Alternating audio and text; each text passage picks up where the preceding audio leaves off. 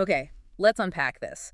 Today, we are taking a deep dive into a phenomenon that just absolutely dominated the reading world over the last year. I'm talking about Lauren Roberts' Powerless trilogy. Oh, absolutely. This wasn't just a popular book. It shot right up the New York Times bestseller list. A total book talk darling. And it really defines what people mean by romantasy now.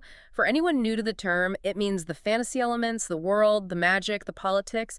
They aren't just wallpaper. No, not at all. Mm. They're just as important as the romance. Oh. They have to be. Mm-hmm. The love story and the fantasy plot are completely intertwined, each one driving the other forward. And that's what makes our mission here so interesting, because for all its massive success, Powerless created these fiercely polarized opinions among fantasy readers, a real literary lightning rod. Absolutely. Our sources are just completely split down the middle. On one side, you have readers who are just swept away by it. The high stakes, that intense enemies to lovers story. It's a very addictive read. It is.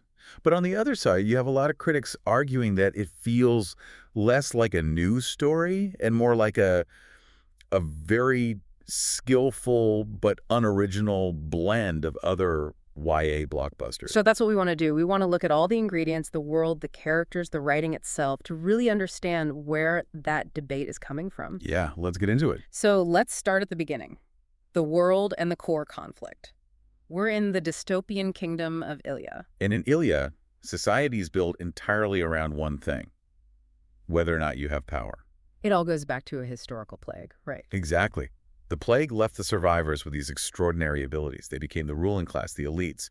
And then you have the people who survived but were left with nothing. The Ordinaries. The Ordinaries. And under the current king, Edric Azer, just being an ordinary is a capital crime. Your existence is literally punishable by death. Which was where our protagonist, Paedyn Gray, comes in. She's 18, an orphan living in the slums, and she is, crucially, an ordinary. So she's living this incredibly dangerous lie every single day. Yeah. How does she pull that off?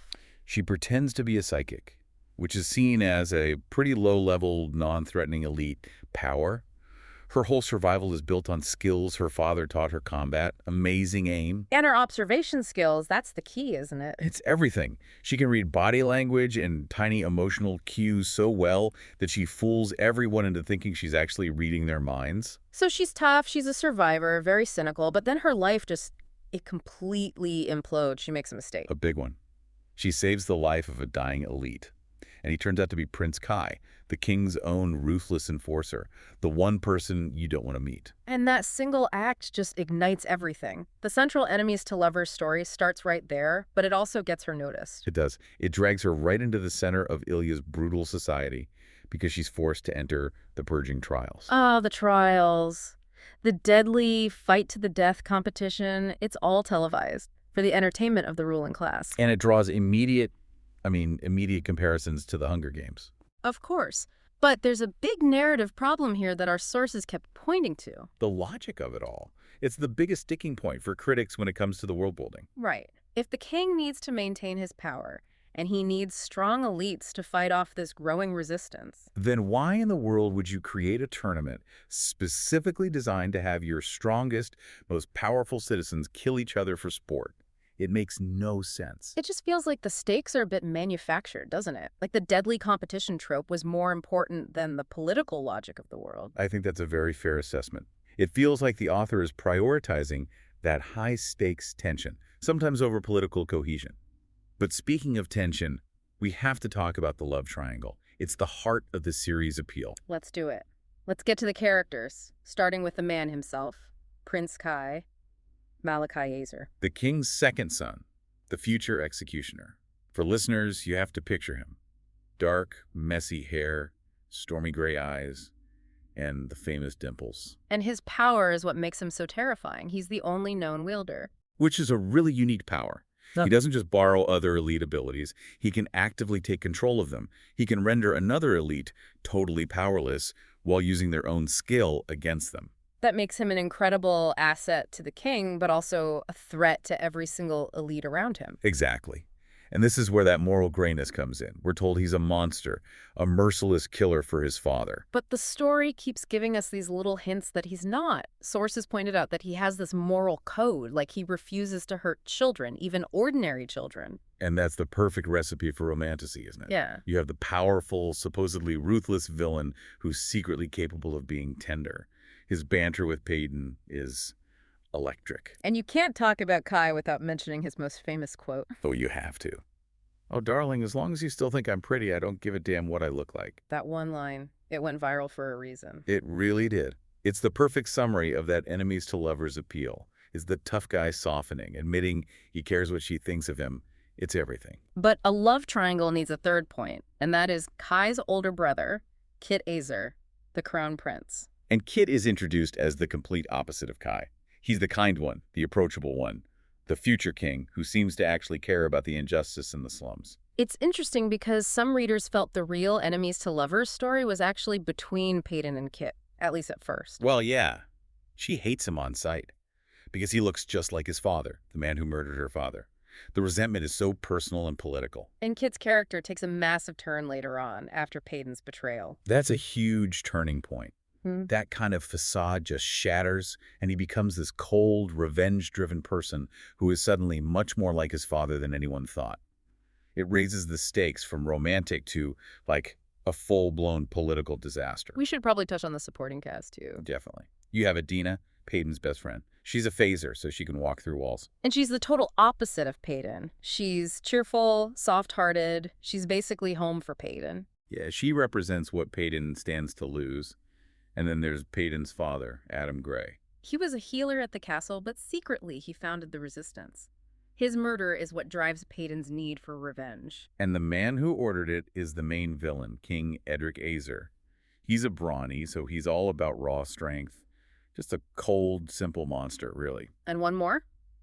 Lenny. Ah, Lenny. The sweet Imperial Guard who turns out to be part of the resistance. He's that classic guide figure for the hero. Okay, so we have the world, we have the characters. Now we have to get into the really contentious part of this deep dive, the criticism. Right, the gap between the huge commercial hype and what the critics were actually saying. And the main point, the one that comes up again and again, is that this book isn't driven by plot or character.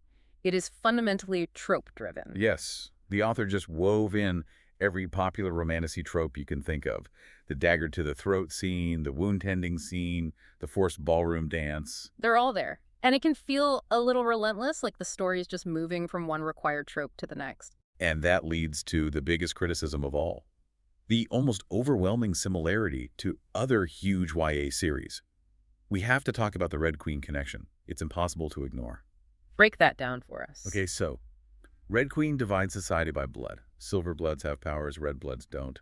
Powerless divides by a plague. Elites have powers, ordinaries don't. The core division is the same. It is. But the most obvious parallel is the love triangle with the two princes. Right. So in Red Queen, you have Cal, the good older brother, the heir, and then Maven, the darker, moodier, younger brother. Exactly. And in Powerless, you have Kit, the good older brother, the heir, and Kai, the dark, brooding, powerful enforcer. The archetypes are a perfect mirror. One of our sources was so blunt, they said, the similarities, when you add them all up, make the book feel literally a copy. That's a huge claim. It's a huge claim, but you can see where it comes from. And then there's the Hunger Games. I mean, the purging trials, it's a televised fight to the death. You can't get much closer. And then you have the host, Tila, who has blue hair and this bubbly, sinister personality, which is a direct echo of Caesar Flickerman. And Paedyn using a bow and arrow during the trials? I mean, come on. It's asking you to see Katniss Everdeen. The visual is unavoidable. Mm-hmm. It's leaning on the recognition of these other massive stories. And it didn't stop there, did it? People saw other things, too. Oh, yeah. Yeah. The whole disease gives you powers premise is very similar to the young elites. The trials themselves, with the different arenas, reminded a lot of people of the Triwizard Tournament from Harry Potter.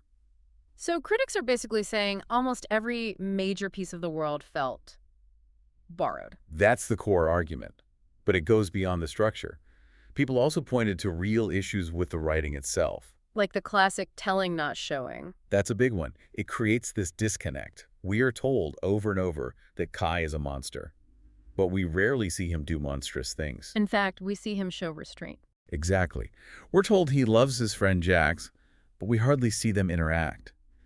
When you just tell the reader how a character feels, it feels unearned, hollow. And that contributed to some really slow pacing. For a book about a deadly competition, it It drags in places. It does. There are chapters on details that just don't move the plot forward at all. I think we have to mention the prime example. We do. There is an entire chapter dedicated to a thumbs war. A whole chapter Yeah. on a thumbs war in the middle of a dystopian deathmatch story. I mean, you can see how that would break the dramatic tension just a little bit. Just a little. And what about the dialogue?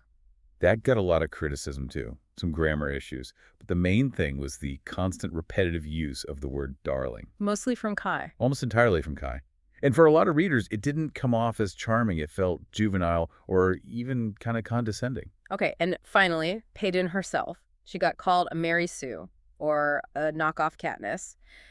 How does a character who is supposedly powerless get that label? Because her lack of power is constantly being undermined by how good she is at everything else.